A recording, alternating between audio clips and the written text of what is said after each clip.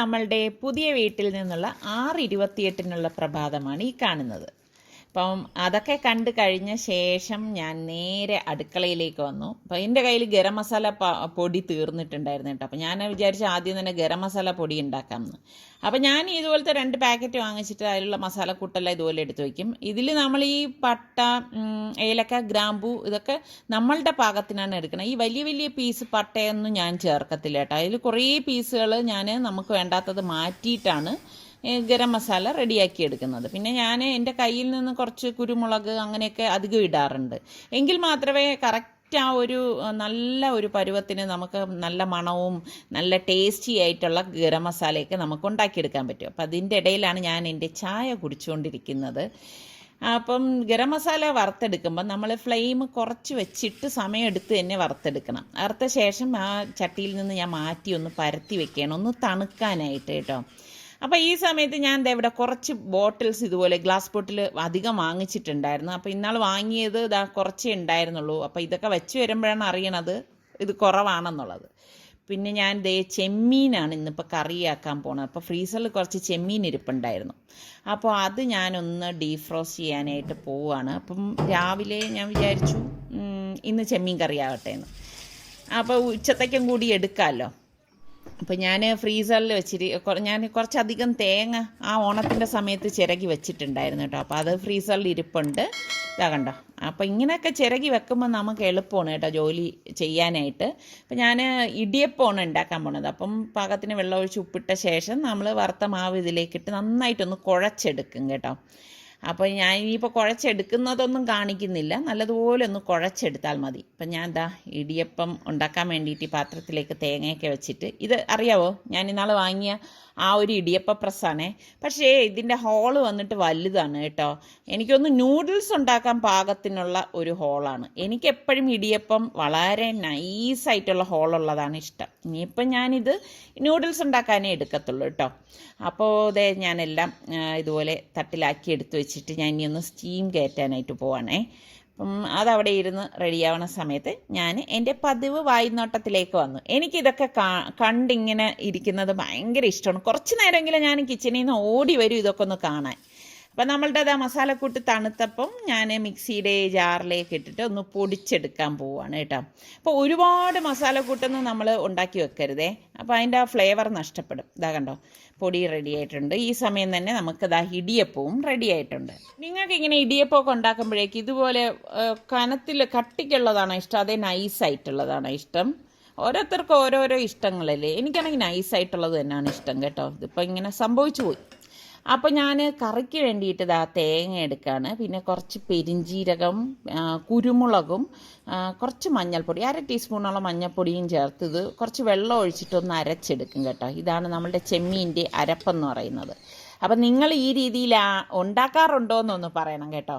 അപ്പം ഞാൻ ബാക്കി വന്ന ഇടിയപ്പമൊക്കെ റെഡിയാക്കി കാസറോളിലേക്ക് മാറ്റിയിട്ടുണ്ട്. അപ്പം ഞാൻ ഒരു പീസ് ഇഞ്ചിയും കുറച്ച് വെളുത്തുള്ളി അലിയും 2 പച്ചമുളകും കൂടി ഒന്ന് ക്രഷ് ചെയ്തെടുക്കാൻ പോവാണ്. ഇത് നമ്മുടെ ചെമ്മീന് വേണ്ടിയിട്ട് തന്നെയാണ് കേട്ടോ. ഇതുപോലെ വേണം ക്രഷ് ചെയ്തെടുക്കാനുള്ളത്. അപ്പോൾ ഞാൻ ഇതിലേക്ക് 2 സവാള ഇപ്പം ചേർക്കുന്നുള്ളൂ കേട്ടോ. ഒരുപാട് സവാള ആയി കഴിഞ്ഞാൽ ഒരു ടേസ്റ്റ് ഉണ്ടാവത്തില്ല. അപ്പോൾ സവാളയൊക്കെ ഒന്ന് കഴുകിയിട്ട് ഇനി ഒന്ന് കട്ട് ചെയ്തെടുക്കും. അപ്പോൾ ഞാൻ ഈ 2 എണ്ണമൊക്കെ ഉള്ളപ്പോൾ ഞാൻ ഇതുപോലെ കട്ടിംഗ് ബോർഡിൽ വെച്ച് കട്ട് ചെയ്തെടുക്കത്തേ ഉള്ളൂ കേട്ടോ. അതിനൊന്നും ഞാൻ പ്രോസസ്സറും ഇതൊന്നും എടുക്കത്തില്ല, ചോപ്പറൊന്നും ഉപയോഗിക്കത്തില്ല.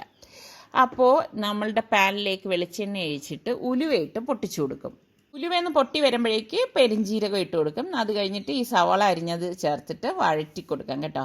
അപ്പം പലരും എൻ്റെ അടുത്ത് ചോദിക്കും എന്തിനാണ് ഉലുവ ഓരോന്നിൽ ചേർക്കണത്, ഇത് എല്ലാത്തിലും ഉലുവ ചേർക്കുമല്ലോ എന്ന്. എന്തുകൊണ്ട് നമ്മുടെ ശരീരത്തിന് ഉലുവ നല്ലതാണ്. നിങ്ങൾ എത്ര പേര് ഓരോ കറികളിൽ ഉലുവ ചേർക്കാറുണ്ട്? അപ്പോൾ ഞാൻ കുറച്ച് കറിവേപ്പിലയും നമ്മൾ ഈ ചതച്ച മസാലയും കൂടി ഇതിലേക്ക് ഇട്ടിട്ട് ഇതുപോലെ ഒന്ന് വഴറ്റി കൊടുക്കും. അപ്പം തന്നെ നല്ല ഒരു മണം വരുന്നുണ്ട് കേട്ടോ. എന്നിട്ട് ഞാൻ ഒരു ചെറിയ പീസ് തക്കാളി ഇതിലേക്ക് ഇട്ട് കൊടുക്കുന്നുണ്ട്. എനിക്കാണെങ്കിൽ സത്യം പറഞ്ഞാൽ കറികളിൽ തക്കാളി ചേർക്കാൻ വലിയ ഇഷ്ടമൊന്നുമില്ല കേട്ടോ. അപ്പോൾ 1/2 ടീസ്പൂൺ മഞ്ഞൾപ്പൊടിയും 1 ടീസ്പൂൺ കുരുമുളക് പൊടിയും 1 ടീസ്പൂൺ മല്ലിപ്പൊടിയും ഞാൻ ചേർത്തിരുന്നു. എൻ്റെ ക്യാമറ ഓഫായത് ഞാൻ അറിഞ്ഞില്ലായിരുന്നു കേട്ടോ. അപ്പോൾ കുറച്ച് പാകത്തിനുള്ള ഉപ്പും കൂടി ഇട്ടിട്ട് ഇളക്കിയിട്ട് നമ്മൾ കഴുകി വെച്ചിരിക്കുന്ന ചെമ്മീൻ ഇതിലേക്ക് ഇട്ട് കൊടുക്കും. അപ്പം ഞാൻ ദാ ഇവിടെ തല പീസും ഒക്കെ എടുത്തിട്ടുണ്ട് കേട്ടോ. ഇവിടെ തല കഴിക്കണത് ഞാൻ മാത്രമേ ഉള്ളൂ, ഇവർക്കൊന്നും ഇഷ്ടമേ ഇല്ല. എൻ്റെ പ്ലേറ്റ് നിറച്ച് തലയായിരിക്കും ഇവർ കഴിക്കുമ്പം എടുത്തു തരുന്നത്. എന്നിട്ട് ഞാൻ ദാ ലാസ്റ്റ് 1 ടീസ്പൂണോളം നമ്മളുടെ ഗരം മസാല പൊടി ഇട്ട് കൊടുത്തിട്ടുണ്ട്. എന്നിട്ട് നമ്മൾ ഈ അരച്ച അരപ്പ് ഇതിലേക്ക് ഒഴിച്ച് പാകത്തിനുള്ള വെള്ളം ഒഴിച്ചിട്ട് ഇതുപോലെ ഒന്ന് ഇളക്കിയെടുക്കും. അപ്പോൾ ഈ കറി ഇവിടെ തിളയ്ക്കുന്ന നേരം കൊണ്ട് ഞാൻ വാങ്ങിച്ച ആ ബോട്ടിലെല്ലാം ഞാൻ വിചാരിച്ചൊന്ന് കഴുകിയെടുക്കാമെന്ന്.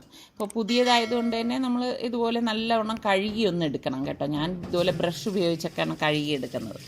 അപ്പോൾ ഈ ബോട്ടിലെല്ലാം നമ്മൾ കഴുകി ഉണങ്ങി കിട്ടുകയാണെങ്കിൽ ഭയങ്കര സന്തോഷമാണ് കേട്ടോ എനിക്ക്. കാരണം പിന്നെ പൊടികളൊക്കെ നിറച്ച് വെക്കാമല്ലോ. ഇപ്പോൾ ഞാൻ എല്ലാം കഴുകി എടുത്തിട്ടുണ്ട്. കാണാൻ നല്ല ഭംഗിയുണ്ടല്ലേ.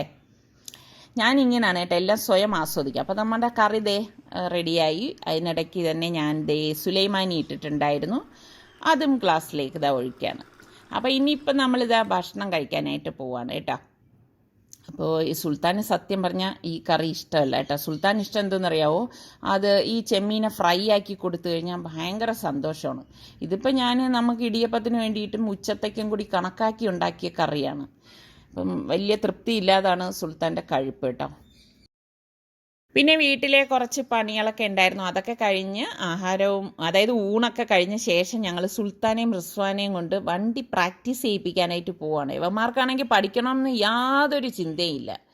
അപ്പം ഞങ്ങൾ നിർബന്ധിച്ചതാ വിളിച്ചുകൊണ്ട് പോവുകയാണ്.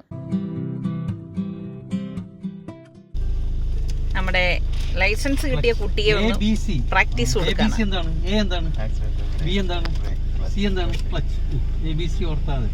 കേട്ടോ പാപ്പ പറഞ്ഞ കേട്ടല്ല എന്താണ് ക്ലച്ച്. അപ്പൊ ക്ലച്ച് ഒട്ടിക്കൊണ്ട് വേണം.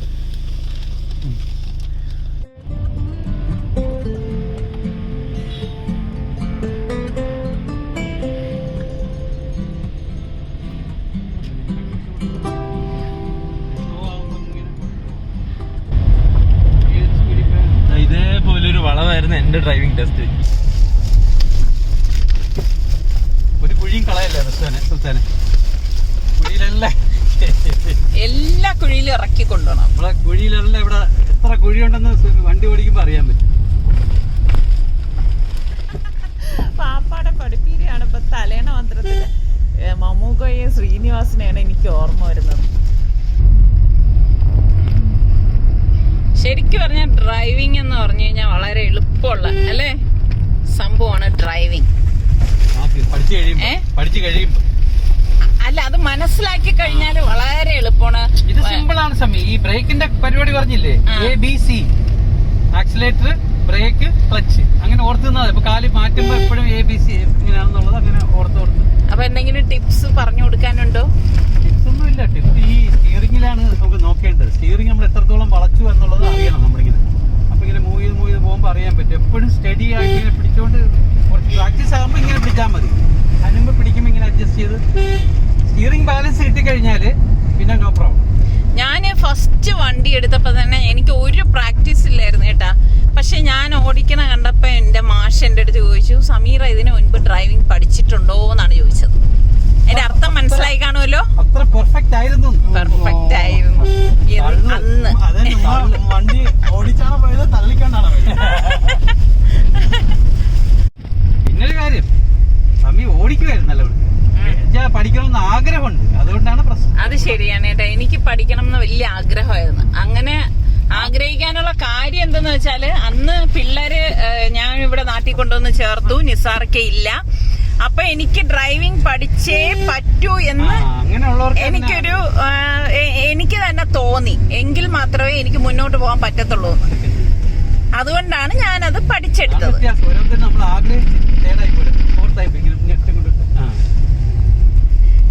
അല്ല, ഞാൻ ഇവരോട് ചോദിക്കും, സുൽത്താനും റിസ്വാനും ഒക്കെ എത്ര മാസമായെന്നറിയോ ലൈസൻസ് എടുത്ത് വെച്ചിട്ട്? നിസാർക്ക് എത്ര തവണ അവരെ വിളിക്കും എന്നറിയോ? വാ പഠിപ്പിച്ചു തരാം, വണ്ടി എടുക്ക് എന്നൊക്കെ പറഞ്ഞാൽ അവർക്കൊരു ഇൻട്രസ്റ്റ് ഇല്ല. അല്ല, അമേരിക്കയിലെ വല്ല ആയിരുന്നെങ്കിൽ അവിടെ പോട്ടോളൊന്നും ഇല്ല, നല്ല ക്ലീൻ റോഡ്, അങ്ങോട്ടും ഇങ്ങോട്ടും വണ്ടി വരില്ല. ഓ, റോഡിന്റെ പ്രശ്നമാണ്. നീ ഡ്രൈവിംഗ് പഠിക്കാനല്ല, എല്ലാം പറ്റിയാലുള്ള ഒരു പേടിയാ. അങ്ങനെ പറ്റൂല എന്ന് വിചാരിച്ചു വേണം വണ്ടി എടുക്കാൻ. ഇവിടത്തെ ഗ്യാസ് അങ്ങനെ അതൊന്ന് മാറ്റി വെക്കാം.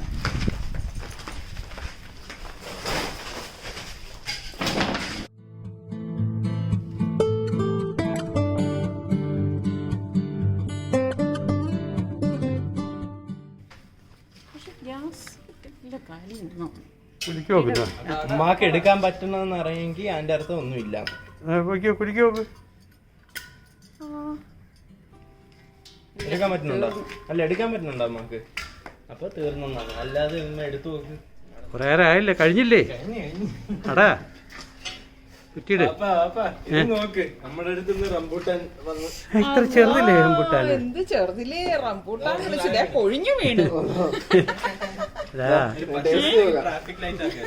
അവന് ആഗ്രഹമുണ്ട് പിടിക്കാൻ. അടിപൊളി. ഇത്ര ഉണ്ടാവും ഞാൻ കഴിയാമോ? എങ്ങനെയുണ്ട്? കഴിച്ചോട്ട്. രണ്ടെണ്ണം പിടിച്ചിരിക്കുന്നല്ലോ. അടിപൊളി. സങ്കരം ഇവിടെ മഞ്ഞയും ചുവപ്പും ഒക്കെ ഉണ്ടല്ലോ. ഇങ്ങനെ ആരുടെങ്കിലും വീട്ടില് ഇത്ര ചെറുതിലെ റംബൂട്ടാൻ നല്ല സങ്കരമായിട്ട്, അതായത് മഞ്ഞയും ചുവപ്പും കൂടി ഒരുമിച്ച് കാച്ചിട്ടുണ്ടോ? വന്നു തുടങ്ങിയില്ല. അതിന്റെ ഒരു കോളൊക്കെ വന്നു. അതിൽ വന്നതാ ഇപ്പൊ നീ പറിച്ചതാണല്ലേ? കഴിച്ചു നോക്ക് സമീ, തുറന്ന്. കഴിച്ചു നോക്കാം.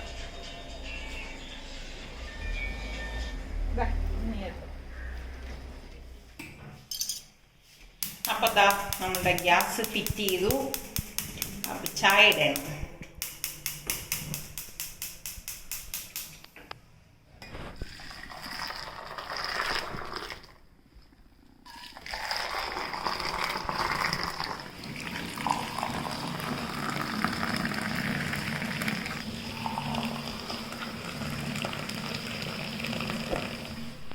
നമ്മുടെ വീട്ടില്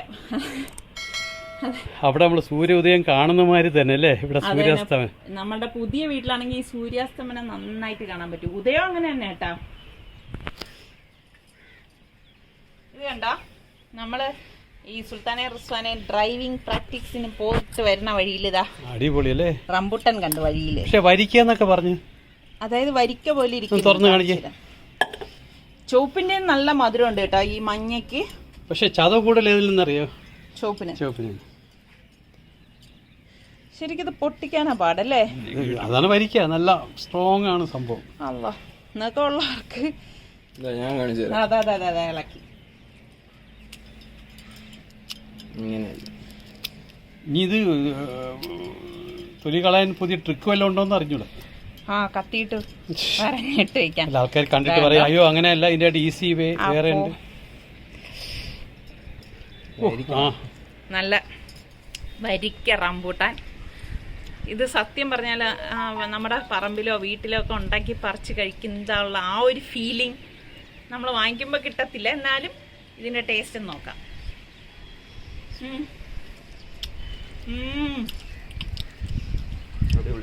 അയാള് പറഞ്ഞ പോലെ തന്നെ കേട്ടോ, നല്ല സൂപ്പർ മധുരം. എപ്പോഴും നമ്മൾ വാങ്ങിക്കുന്നതിൽ ഇങ്ങനെ ഒരു മധുരമായിട്ട് കിട്ടത്തില്ല കേട്ടാ. പക്ഷെ നമ്മൾ ആ റൂട്ടിൽ കിട്ടുന്നുള്ളതുകൊണ്ടാണ്. പക്ഷെ രൂപ എത്രയെന്നറിയോ? കിലോയ്ക്ക് 200 രൂപയേ ഉള്ളൂ. അടിപൊളി. വേസ്റ്റ് ഇല്ല. ചിലത് വാങ്ങിക്കുമ്പോഴേ തൊലിയെ കാണത്തുള്ളൂ, അത് മാത്രമല്ല പുളിയായിരിക്കും. അപ്പൊ ചോപ്പ് സൂപ്പർ ആയിരുന്നേ. ഇനി ഞാൻ മഞ്ഞ ടേസ്റ്റ് ചെയ്തു തരേ. അപ്പൊ കുറെ നേരമായി ടേസ്റ്റിങ് നിങ്ങളൊക്കെ നടക്കുവാണ്, ഞാൻ ഈ ക്യാമറയും പിടിച്ചോണ്ടിരിക്കുന്നേ ഉള്ളൂ. എന്നാലും നമ്മുടെ വ്യൂവേഴ്സിന്റെ അടുത്ത് അതിന്റെ ആ ഒരു ടേസ്റ്റിനെ കുറിച്ചൊന്ന് പറയണല്ലോ. ഞാൻ ഇവിടെ ക്യാമറയുടെ മുമ്പ് വെക്കണ്ട മാത്രം കഴിച്ചത് ഒളിച്ച് ഇവിടെ കൊണ്ട് വെച്ചിരിക്കുവാണ്. വണ്ടിന്ന് കഴിച്ചതിന്റെ മിച്ചം വേറെ. ഇത് മഞ്ഞയാണ് കേട്ടാ, മഞ്ഞ ചെറുത് അല്ലേ? അടിപൊളി മധുരന്നേ. മതി, ഞാൻ കൊതി വിടുന്നുണ്ട്. നോക്കിക്കോ. വേണ്ട മതി. നിങ്ങൾ ടെസ്റ്റ് ചെയ്ത് മതി. എല്ലാവർക്കും മനസ്സിലായി നല്ല ടേസ്റ്റ് ഉണ്ടെന്ന്. ഞാൻ ഒന്ന് കയറിക്കോട്ടെ കോതയിലോട്ട്. നമ്മളെ പ്രകൃതി ഇന്ന് പൊന്മുടിയിലോട്ടുള്ള തള്ളു കാണണം അല്ലേ? നല്ല രസമാണ് കേട്ടോ ഇവിടെ.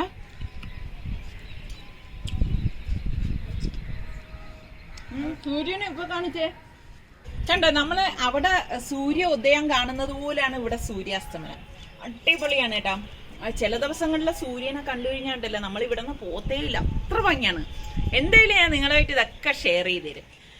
എന്റെ ചായ തണുത്തു. നിങ്ങളെല്ലാം പറഞ്ഞു നിന്നിട്ട് എന്റെ ചായ ഈ പരിവായി. റംബൂട്ടാൻ കഴിക്കണം. ചായ തണുത്തു. റംബൂട്ടാൻ കഴിക്കണോ അതോ ചായ കുടിക്കണോ? ചായ കുടിച്ചോളൂ. ഞാൻ എന്തായാലും ഇവിടെ തന്നെ ഇരുന്ന് സൂര്യൻ അസ്തമിക്കുന്നത് പൂർണ്ണമായിട്ട് നിങ്ങൾക്ക് കാണിച്ചു തരാം കേട്ടോ. ശരിക്കും പറഞ്ഞാൽ അത് കണ്ടുകൊണ്ടിരിക്കുമ്പോഴാണ് ആ ഓരോ ആകാശത്തിലേക്കുള്ള മാറ്റങ്ങൾ നമ്മൾ അറിയുന്നത് കേട്ടോ. നിങ്ങളിത് ശ്രദ്ധിച്ച് കണ്ടു നോക്കൂ, അപ്പം നിങ്ങൾക്കത് മനസ്സിലാവും. അത്ര ഭംഗിയായിട്ടുള്ള കാഴ്ചയാണ് കേട്ടോ. ചില ദിവസങ്ങളിൽ ഇതിൽ നിന്നും ഭംഗിയായിട്ടുള്ള കാഴ്ചകളുണ്ട്. എന്തായാലും ഞാൻ നിങ്ങളുമായിട്ട് ഇതൊക്കെ ഷെയർ ചെയ്യും. മുളക് പൊടി അപ്പോൾ അതാ വലിയ കുപ്പിയിൽ നിന്ന് നിസ്സാറിക്കതാ ചെറിയ കുപ്പിയിലേക്ക് നിറച്ച് തരാണ്. ഇങ്ങനെ ചെറിയ കുപ്പിയിലാക്കി വെക്കുന്നത് എന്തെന്ന് അറിയാവോ? എനിക്ക് പെട്ടെന്ന് ഉപയോഗിക്കാൻ വേണ്ടിയിട്ടാണ്. ഓ മതി.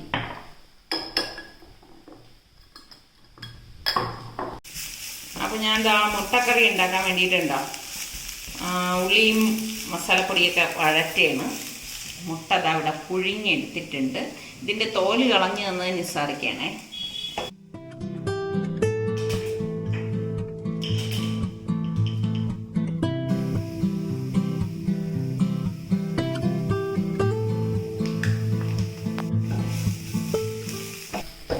നമ്മുടെ മസാലയൊക്കെ ഇവിടെ റെഡി ആയിട്ടുണ്ട്. ഇതൊരു തട്ടിൽക്കൂട്ടിൽ കറിയാണ് കേട്ടോ. തട്ടിക്കൂട്ട് കറിയാണ്, പക്ഷെ തട്ടിക്കൂട്ടാണെങ്കിൽ നല്ല ടേസ്റ്റി ആയിരിക്കും. എളുപ്പത്തിന് വേണ്ടി ചെയ്യുന്ന വിദ്യകളാണ് ഇതൊക്കെ.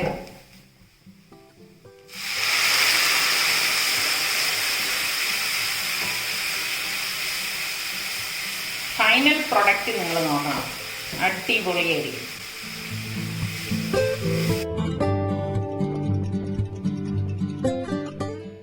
വേഗത്തിലൊരു മുട്ടക്കറി.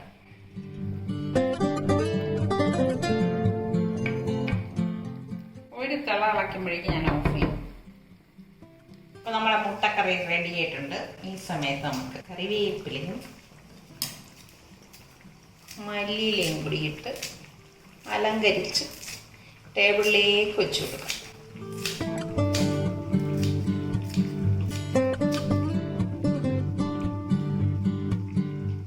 ചപ്പാത്തിക്ക് പറ്റിയുള്ള ഇൻസ്റ്റൻറ്റ് മുട്ടക്കറി.